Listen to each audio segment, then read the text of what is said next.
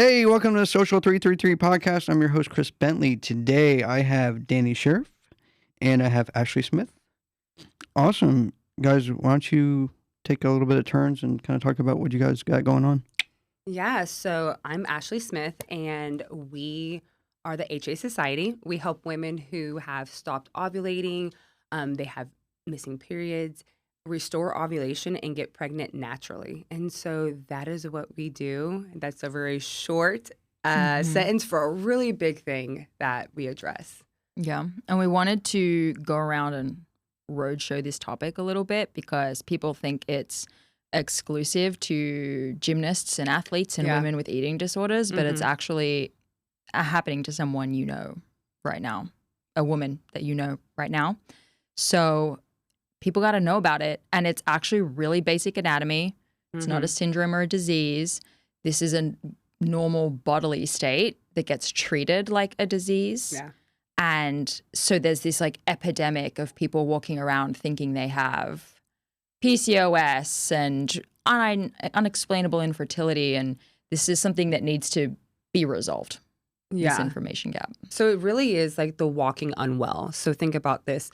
You are doing all the things that you're told that you should be doing. I am hitting 10K steps. I'm working out 5 days a week. I'm lifting. I'm doing some cardio. I'm eating tons of fiber, moderate carb, low carb, low fat. You know, you're doing all the things that your doctor is like, you are my ideal patient. I wish all my patients were like you.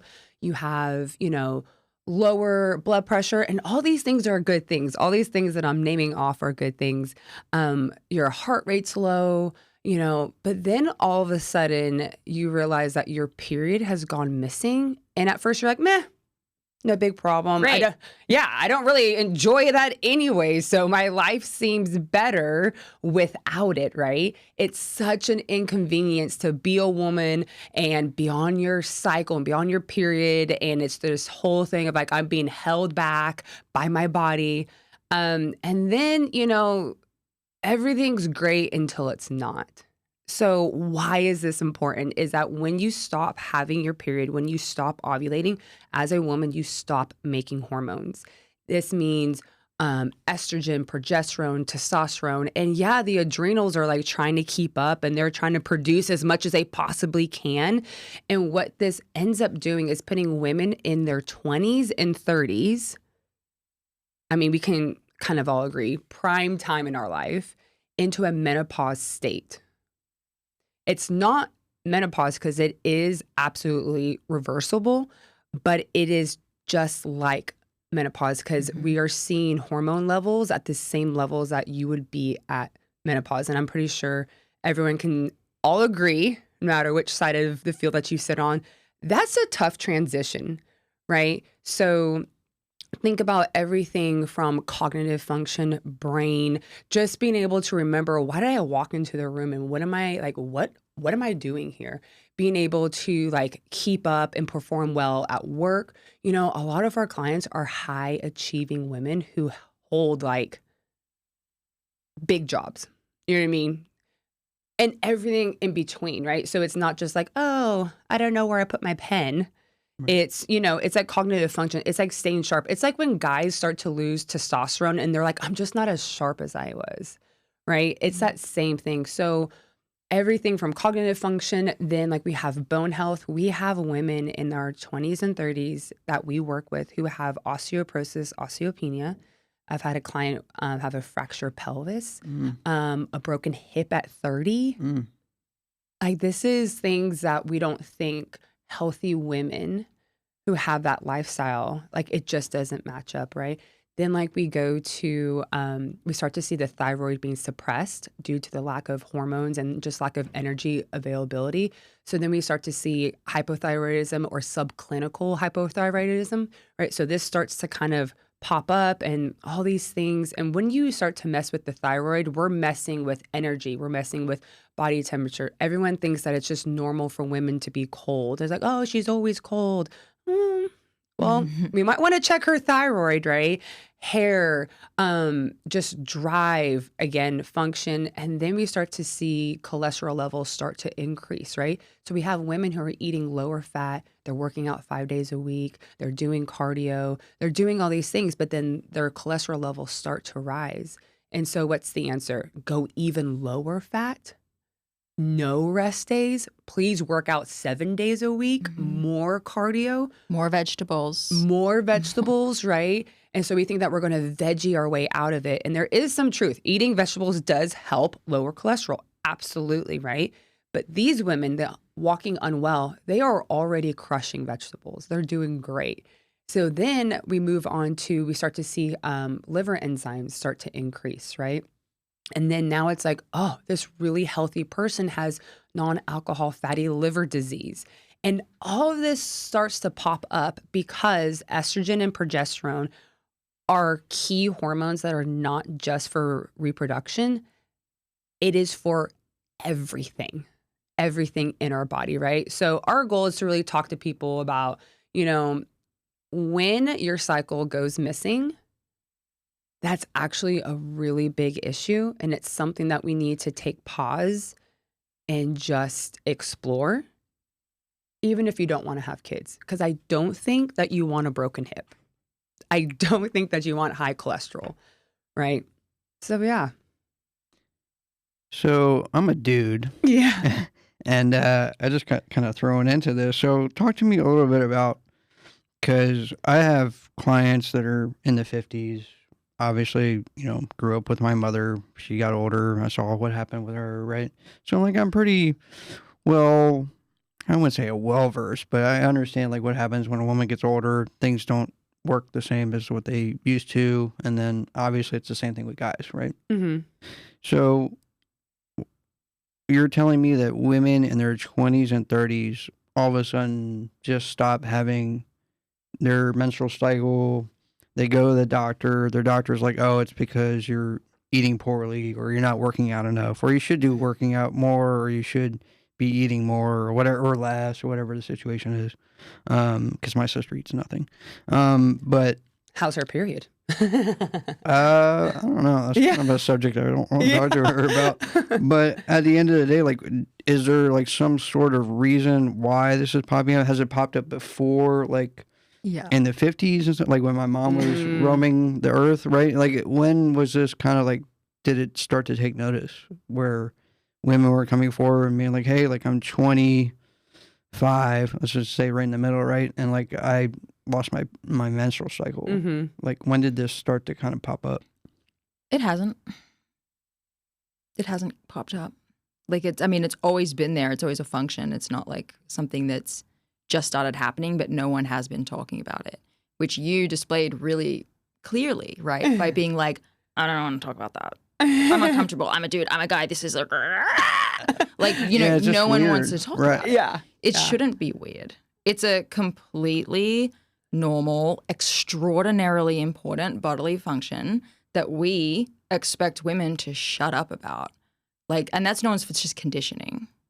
But the truth is, it's extremely important. Everything Ashley said, she did a great job of trying to explain a highly complex hormonal process. It's that takes a long time to really wrap your head around. Mm-hmm. But the long story short is you don't produce estrogen, you're dying. Right. I'm familiar with that. And so and this is one of the ways that it manifests in a lot of women. But the conundrum we're in is everyone, it seems to be thinking that thin is healthy, lean is healthy, dieting is healthy. Always be dieting. If you're dieting, you're good. If you're working out, you're good. No rest days. And that's always been, okay, not always, but since maybe the 40s or something, an issue. And something that is really interesting that we haven't touched on is this isn't happening for no reason. And it's not suddenly happening spontaneously in people. It's happening because of chronic dieting and over-exercising happening simultaneously, which is massive in our culture when you look around. And you must be doing both, or else you are letting yourself go, not working hard enough, not disciplined, not good enough. And it's pressure, pressure, pressure. And so we have a whole client base because this is a fertility practice that we run that deals specifically with these issues. And 100% of our clientele are high achieving, hardworking, determined, goal-driven people who are the polar opposite to the epidemic that the medical system is trying to deal with, which is like morbid obesity and people, you know, living these objectively unhealthy lives. And so our population is the opposite, and they're on the opposite side of the spectrum, and they've helped their way into being very unhealthy. And it's hard to wrap your head around because you've never heard that perspective before. It's always been, what I'm doing is good and right. This is black and white. So what do you mean I'm not healthy? And don't you see all my veggies? But to your point, I like that you have brought this up. Like, why are we talking about it now? Is it, you know, when like I was describing those symptoms, I was describing myself, plus massive digestive issues, right? So I'm this super healthy person. And at the time I was like 13% body fat, working out all the time, be like, this is the ideal way, you know, healthy habits, all these things. And to answer your question, because we've seen infertility rates climb over and over and over and over, and all the technology we have and all the AI we have and all the resources we have and all these things, and it's not getting better. Why is it not getting better, right? And so I actually do think that, you know, when I think about my mom's generation, I really think about a generation that was really introduced to all the fad diets, right? The Atkins, you know, she knows nothing other than fad diets.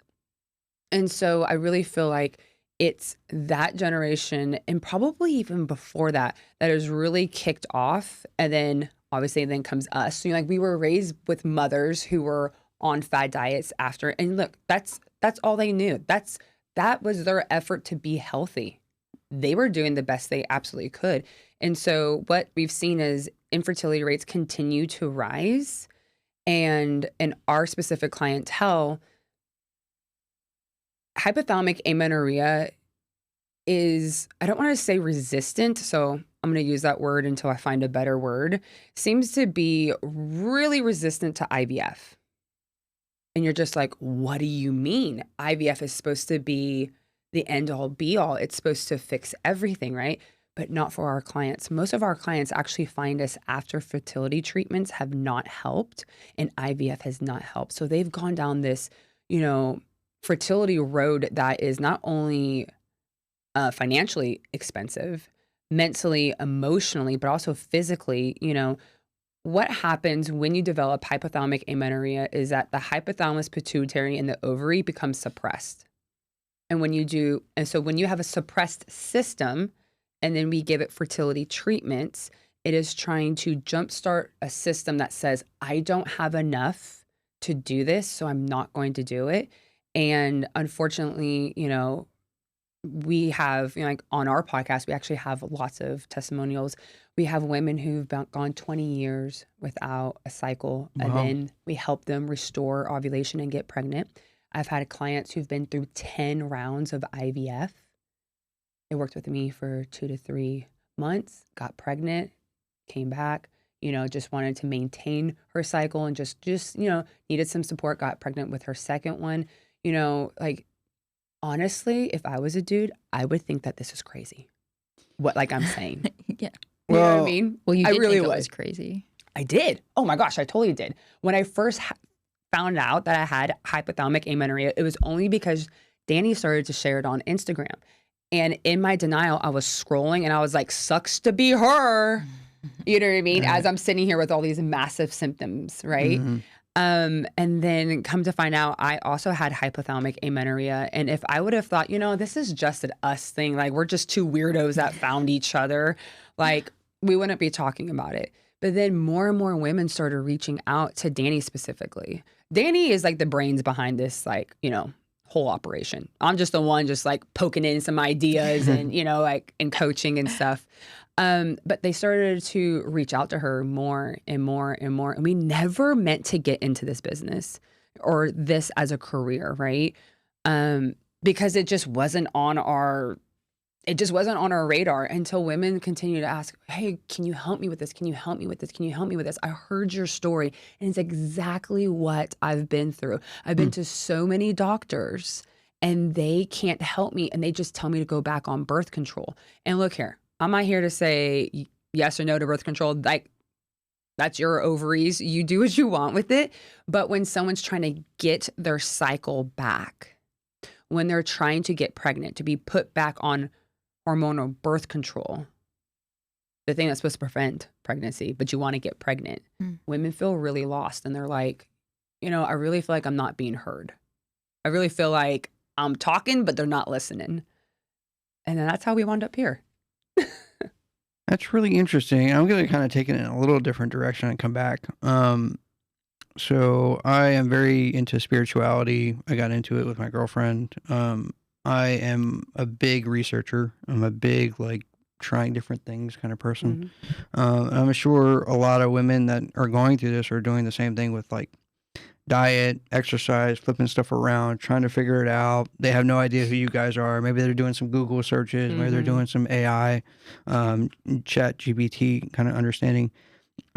From my perspective, I try different diets all the time. And one that's kind of stuck with me a lot recently is carnivore diet. And the only reason why it stuck with me is because I don't feel bad. Like, I would eat, like, my girlfriend's really into vegetarian stuff, so I would eat just vegetarians and fruit, or vegetables and fruit, not vegetarians, but vegetables and fruit.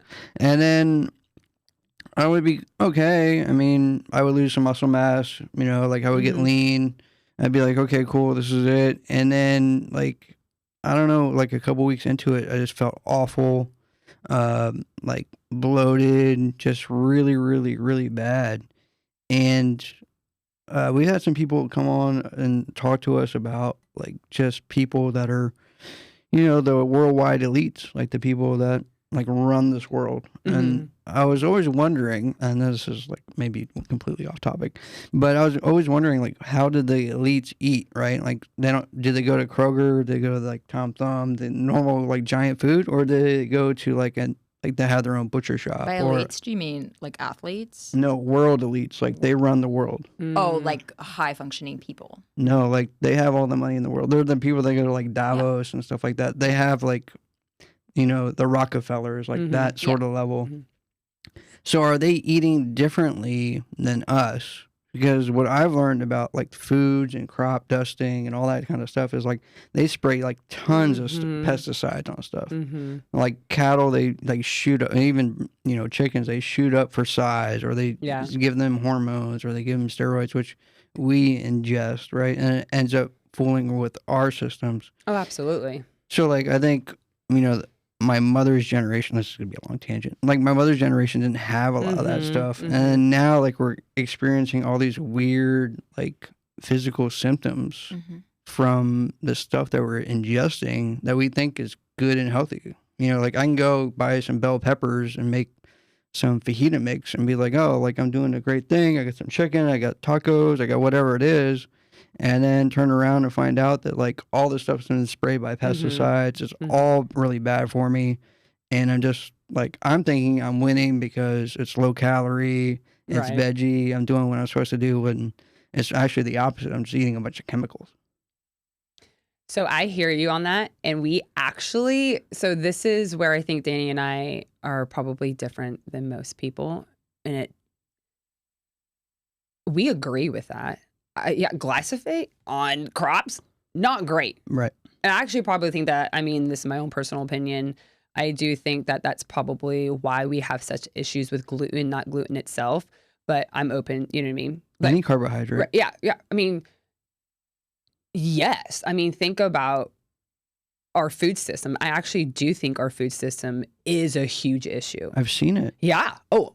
Trust me, I can get down a spiral on this. They gas our fruits and vegetables to get color. Or they dip bananas in some sort of chemical to get it to be yellow, and they're in raw. order to be shipped, and then they regas it in order to ripen it. And you're right. So, side tangent, because we're on side tangents. Yeah. We also, part of this, and as we got into this, we actually have a supplement company, Jewel Wellness, and it's beef liver. from New Zealand. And why it's from New Zealand is because they have different standards compared to why don't we just get it from like the US? And for all the reasons why you just mentioned, like what they're being fed, and oysters too. But that's a whole other side tangent that we can always circle back on. But to your point, we agree. And like, I'm not saying it's not playing a role, because of course it is, right? Right. The fear of it is actually a bigger problem for our demographic. Yes. Fear Interesting. of standing out and saying something? No, the fear of your food. Oh. Oh my, like the orthorexia that it can create when you start to connect like, oh my God, my food is trying to kill me. Right. Well, now I have to eat this and it has to be organic. It can't be this. And if this ends up in my food, I'm going to have a panic attack. That builds up in people. Like, do you feel like any heightened level of anxiety, even a small amount, has been created for you because of more information about food? I think it's just more awareness and more, I'm a dude, so more anger. So I'm just like, why are people spraying my food? Yeah. Like leave my food alone.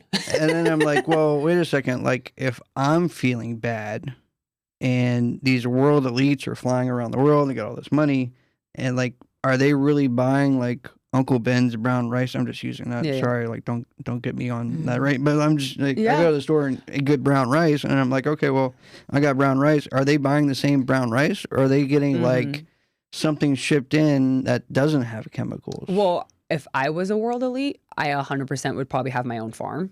I would probably do my own crops. Like, I would be homesteading my whole thing. Like, absolutely. Because if you're thinking about it, if everybody else is getting sick and you got all the money in the world, you're like, well, yeah, I would have my own homestead for sure. Like, we're bringing back milk, like having my own cow that I know what they're eating, milking that cow, having my own. Or going to chicken. somebody that has that stuff, Yeah. right? And you know what's interesting about that is that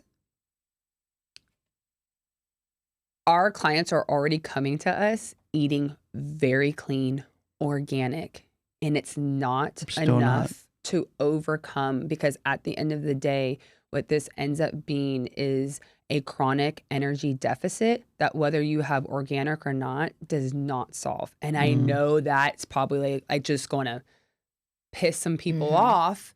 And mind you, I'm the one that's like, hey, you have a homestead, like, can I chip in? Because I want part of it. Right. Like, I am that person, right? You know, like, I know, like we get milk from, because I live out in Godly, right? Like, I actually get my meat from a butcher, or from like someone a cattle.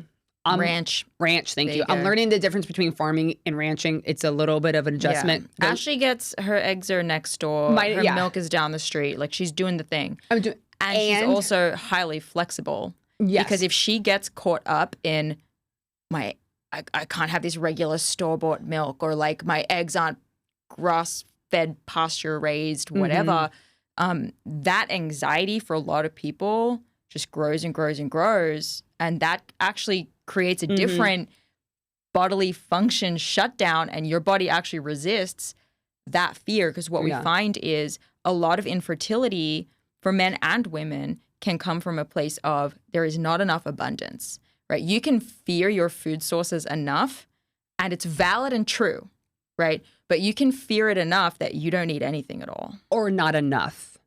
Does that make sense? So at the end of the day, we have clients that are eating all organic. We have clients that are eating really clean. And they'll fight us tooth and nail. And they're doing it. And like, they are highly pissed and upset, because they're going through great lengths to make sure that their food is of quality. And it simply comes down to, but you're not eating enough, and therefore the hypothalamus, pituitary, and the ovary axis gets suppressed. You know what I mean? Right. It's not that is not true. It is not that it's not valid. But when a woman's body is preparing, so like each ovulation, like, you may not want to get pregnant, but your body is like, hey, it's a possibility. We're going to drop an egg. You know what I mean? Right. I'm going to kick up your libido because I'm trying to get you pregnant, right? It's just like one of these things where once you get off hormonal birth control, you're like, like, you look at your significant other, like, what are you doing over there? Like, your body is just naturally, like, as you approach ovulation, right? And you have to have enough to not only like grow a baby, but supply everything that it takes, right? And then breastfeed if you choose to, but you have to have enough energy availability to carry that out. And if you don't, your body's like, no. Yeah. So it's really interesting on the hypothalamus, pituitary, and like the ovaries, there are these little checkpoints, right? There's leptin on each one. You know, like there's so many hormones that actually track, I'm going to say nutrients, and people are going to think vitamins and minerals. No, like nutrients as in like enough coming in. Do you have enough folate coming in? Raw material coming in. And so the body is actually really smart. And so the fact that this happens, it feels like, oh, my body's broken. Something's happening. It must be something that's in the food. And I'm not saying it doesn't play a role. So if you're going to clip this, catch this one. Okay? I'm not saying it doesn't play a role. Right. But that's not the closest alligator to the boat when it comes to ovulation. I'm not saying it's not important. I'm not saying that we shouldn't pay attention to it, but it's just not the closest alligator to the boat. And that is really tough for us to hold both truths at the same time and move forward in healing. You know what I mean? Mm-hmm. And just to be clear, Dani and I have a very whole foods approach. Because honestly, what we're trying to get women back to eating is whole foods. Like, when was the last time you had a potato? Now, I know that you're carnivore, so I know that that's been a while. Actually, I ate French fries like a couple of days ago. Okay. Yeah. Dabbles in carnivore. Okay.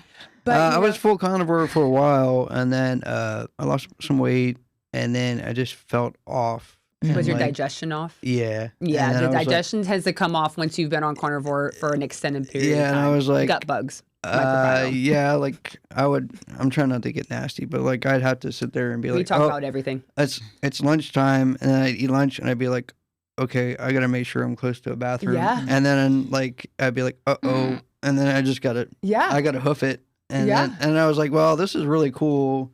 And you know, like if you worked a job, it'd be all right, because like, you know, like you'd have a reason to go like disappear for half an hour, but for me, not on a show, right?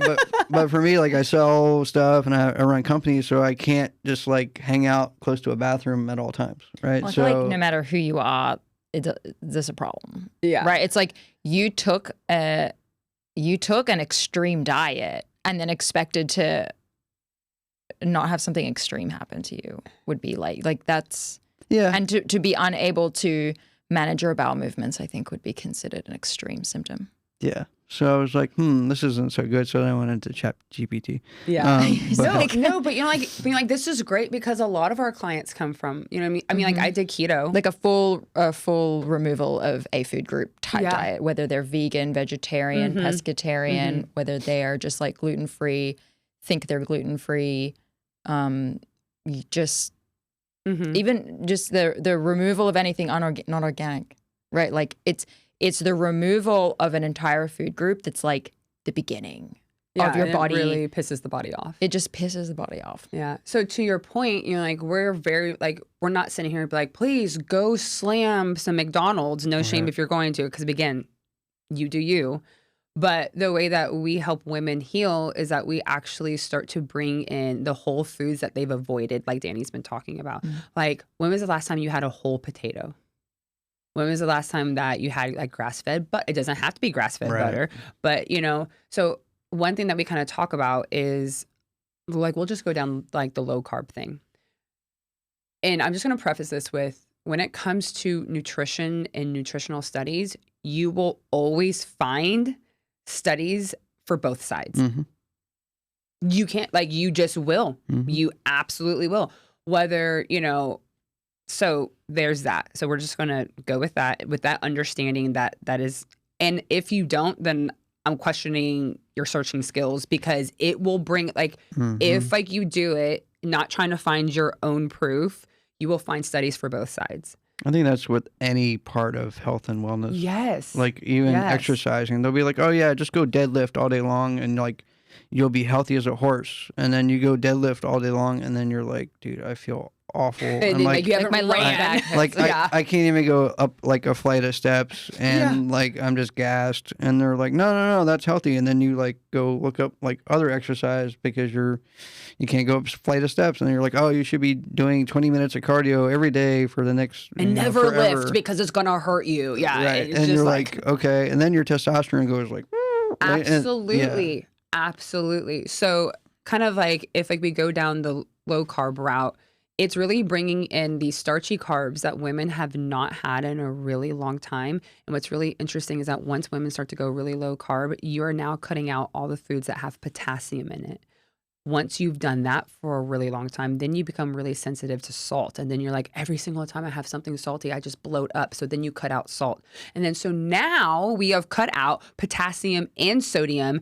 And now your adrenals are just like, just taxed, right? So it's really bringing back in balance. You know, it's bringing balance back into your exact point about lifting and cardio, where, and Dani's point of, you're doing something extreme and expected a balanced result. Yeah, I think a lot of it is just what people expect, or maybe they've heard, or something that they researched, or something. And now it's like TikTok, like people just scrolling all day long on TikTok, and they're like, oh, like Chris says that I should jump off a roof and it's going to be safe. And they're like, oh, this is great. Like, we're going to jump. Please don't jump off a roof, right? But it was like, we're not associated with him. And then people are like, oh, like this makes complete sense because he jumps off a roof, and we all jump off a roof. And it's just like, that's kind of like the movement now. Is like just a lot of disinformation, or something that works well for one person and they expect it to work for the masses. Well, and they then turn it into their brand. Right. So it'd be like the Chris Bentley jump off the building brand, and everybody's like, oh, this is cool. Oh, yeah. I mean, there is nothing harder than owning a business trying to sell people something that's not sexy and not what they want. Or not weight loss. Right. It's a menstrual cycle. It's the opposite of weight loss. It's leave your body alone. And well, I don't want to do that because everyone around me is telling me if I'm not doing something extreme, you know, if my day doesn't look like I wake up and do my red light therapy and drink my green smoothie and then like, which we both have red light, you know, what do I mean? X amount of cardio and then come back and have my egg white, you know, if I'm not doing that, it means something about me.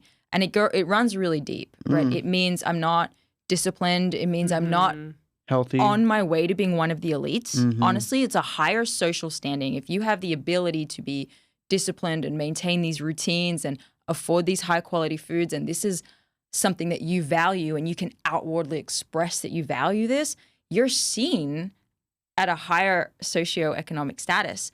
You have a better chance of pursuing, we call it the male gaze, right? Where like you want to be attractive, you want to be popular, you want to be loved because this brings you worth and value. And all of those little things, like following some really specific diet or cutting things out or blah, blah, is like a path to that. So when women come to us and we're like, okay, I'm going to need you to eat meat and 3 veg like you did back in the olden days, right? Yeah. Like what, you know, how you used to eat when you were a kid. Like, let's just. Like, what did your grandma make literally you? the words they use every single time is, but this is my identity. Really? Wow. Oh, Identity. This over is my and over worth. again. Like, this is like, you know, absolutely. It's like, I am valuable if I can walk into the room and I can command the male gaze. I'm more likely to get what I want. I'm more likely to move up. I'm more likely, you know, all these types of things. Even if I'm married and I don't even want you. Yeah, because, you know, women always want to have options. I mean, you're not wrong. I have multiple shoes. You know what I mean? I'm just saying, like, it is. Yeah. It's, and this world we're is probably designed that way a little bit. Like, this world is all about, and I don't want to get all into this tangent because I can spend all day. But it's all about right now, and I see it all the time. Is all about like what you have, and it's especially if you're in Miami, what you have, what you own, how much money you have before anybody even talks to you. Yeah. And if you're like, hey, look, you know what? Like, I'm a startup. I got this great idea. I got this podcast. Like, we're rolling.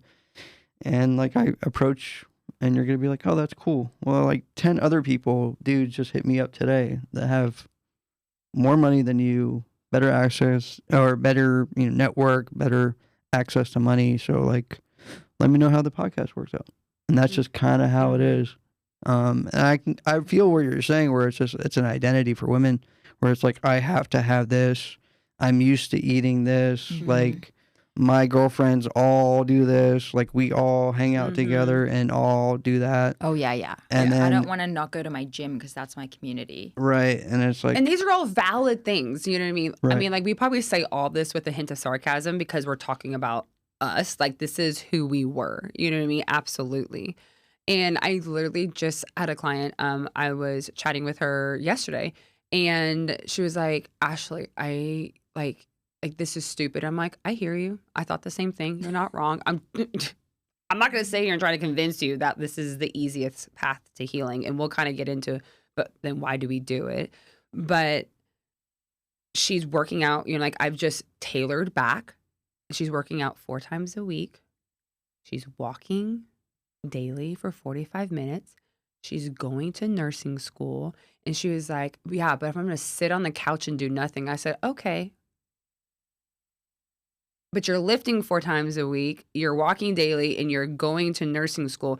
Where in this are you sitting on the couch and doing nothing? And it's, but if I'm not running, if I'm not changing my body, if I'm not, you know, being productive with every second of my day, then I'm doing nothing. So that's another thing where women really drive their worth and meaning from their productivity levels. I think guys do the same thing. Oh, yeah, I think bet. So too. And to your point, like theirs manifests a bit more as often as like monetary value. And if I can have this car and do this and do that, it's kind of, it's the same thing. Yeah, it's the and same you know, like we gambit. see male entrepreneurs start to have low testosterone. Like it's starting to tank, right? Then they all just do TRT and then they advertise TRT and then, you know. And then a it's cool, Band-Aid. right? And then Right. it's cool. But for women, if like a woman was to take that same approach, you can't start a family and get pregnant on hormone replacement therapy. Right. Or else we'd see 1 million women in menopause be getting pregnant and they're not, right? So And for our birth rate would be like through the roof. Exactly, but it's not. And we Right. still have an infertility issue, right? So kind of going back to then, why do our approach? Why go through this process? You know, this seems, you know, and it's because it was so interesting. We were interviewing a doctor and she was running research on HA. That's a short version of it. And we're like, great, let's have her on. We love it. We're, you know, like we're here to support, you know, all this. And so she was like, yeah, it'd be really cool if the medical community can finally have a pill to solve this. And we were like, whoa. Well, and I'm like, sure, but let's talk about it. Yeah. How, like, there's a reason why it hasn't happened. And it's because estrogen, progesterone, testosterone, it's from your head to your toes. You know, like a woman's brain is estrogen dominant. In our mouth, we have like these receptors that are really sensitive to progesterone, which is common in pregnancy, which is the highest hormone in pregnancy. And this is why women's teeth shift and can fall out during pregnancy, right? So, I mean, like even from the top, right? We're talking about digestion. And so this isn't a pill that you just take and solve all this, because estrogen, progesterone, testosterone, it's in everything. It impacts everything. Your bones. It's just a far too complex bodily process to put in a pill. And it's really frustrating to watch the medical industry just like try to do that. Instead of just like, how about we solve the problem? Educate. Yeah. Well, that would be too easy, because then they get paid for coming in for conconsultation and pills. Exactly. Well, yeah, right? there's no It's not profitable Right. to do it the way that we do it. Right. Right. And then realistically, it's okay, but there are there's methods, like you could take certain fertility drugs and it will force you to ovulate, but you're going to have to keep taking that if you want to ovulate the next cycle, and you can't do that for the rest of your life. There are and it's not going to resolve your it's not going to resolve or stop your hair from falling out. It's not going to do any of this. Or be things. healthy. It's too targeted. Yes, Right. Or have a healthy child, right? Yes. And so all these things. And then like there's other ones that will trigger the messengers from the hypothalamus to the pituitary. Like, you know, like we'll just trigger that, right? And it lasts for 3 months. But then like, you have to do it again. So it's interesting that there's not a long-term solution to this other than to turn back on the communication from the hypothalamus, pituitary, and ovaries And the crazy thing is that you can do it naturally. And now I did talk about how we have a company, Jewel Wellness. And so we do believe in beef liver, nature's multivitamin. Like we can get all into that on why that's important. Soil health, like we all chatted about that. But when we go back to the actual problem, the problem is in chronic energy deficit. No matter how much supplements you take, it's not going to create energy. And this is why like there's everyone's selling a supplement. I mean, we're selling a supplement, Right. but we're pretty upfront. Right. But everyone's selling a supplement, hoping that this is going to solve their like PMS, and it does help with that because the system's already running. But when it's turned off, and it's due to chronic energy deficit, no matter how much ashwagandha you take, it's not going to create energy. That's the input that's needed. Mm. You know what I mean? Mm-hmm. So think about Big Pharma hasn't created anything. I'm not sitting here trying to tempt them because I actually don't think that that's the healthy way to do it. Right. But if they want to do it, go for it. You know what I mean? Like I can't tell you what to do. Live your life. But then also on the holistic side, you can't supplement this situation either. And so it's just this fascinating space that we have found ourselves in, because the only way to solve this is to go through it. There just is we're not like an alternative solution. This is actually the only solution. Yeah. And I would say the same thing, interestingly, with osteoporosis. So a lot of people yes. I'm on HRT for osteoporosis, or my doctor put me on the birth control pill for my osteoporosis. I'm afraid to go off it. Well, actually, that doesn't do anything for your osteoporosis. But has it gotten better? All the most that can do is slow the rate of decay. But the only thing, and this is in the literature, Yes. they just don't like to share it too much. But if you look, it is there, energy. So I don't care if you go and get all of your energy from peanut butter and rice. You have a better chance at rebuilding Yes. your bone health if you have osteopenia or osteoporosis than you do going the medical route. Mm-hmm. And like, this is just facts. Yeah, and it's not to say that these other supplements are not helpful, but we're skipping step one, which is having enough energy that your body is like, I have enough to give to this. You know what I mean? So think about that. The fact that your bones have stopped, like, you know, like the whole process has broken down. And we tend to think about bones as like they're dead. They're not dead. They're living. Mm-hmm. You know what I mean? Yeah, they grow and then they decay. They and heal. They grow again. They're you fluid. know, there's a whole cycle to it. And I'm not saying that supplements can't help that process. But that's like trying to tie your shoe without the shoe on. Mm-hmm. Yeah, they're two different jobs. It's like Right. it's Yeah. like trying to build a house without laying a foundation. Yeah. You just like it's gonna fall over. It doesn't do anything. It's Mhm. useless.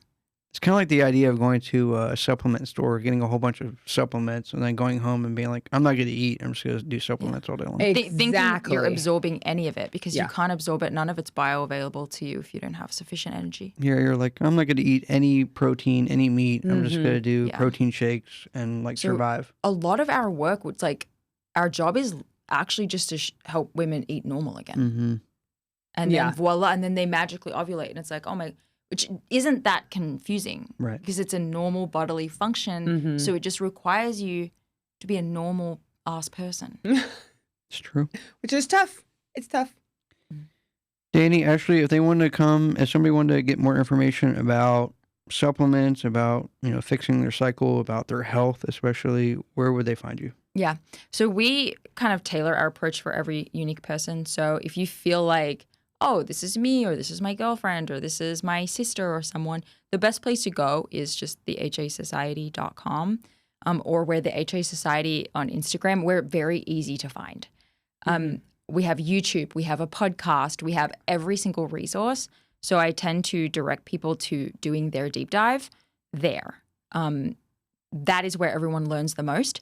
And then should you feel that you need to talk to someone about your own case, which you will feel that way, once you've gotten there, you know, we'll direct you to talk to us at the hasociety.com. There is a whole section there for inquiring about getting help and getting resources. And that just seems to be the best way, is like do your deep dive, nerd out on the information, and then Binge talk the to us. podcast. Yeah, that's what happens. Everyone just binges it. When I started it, I originally called it the HA podcast, a binge-worthy podcast for women with HA, and that's exactly what they do. They listen to like all 400 episodes, and then they email me. Yeah. Help me. Yeah. Awesome. Ladies, thank you for being on the podcast. I really appreciate it. Thanks for driving up. Thank you. Yeah, Awesome. thank you.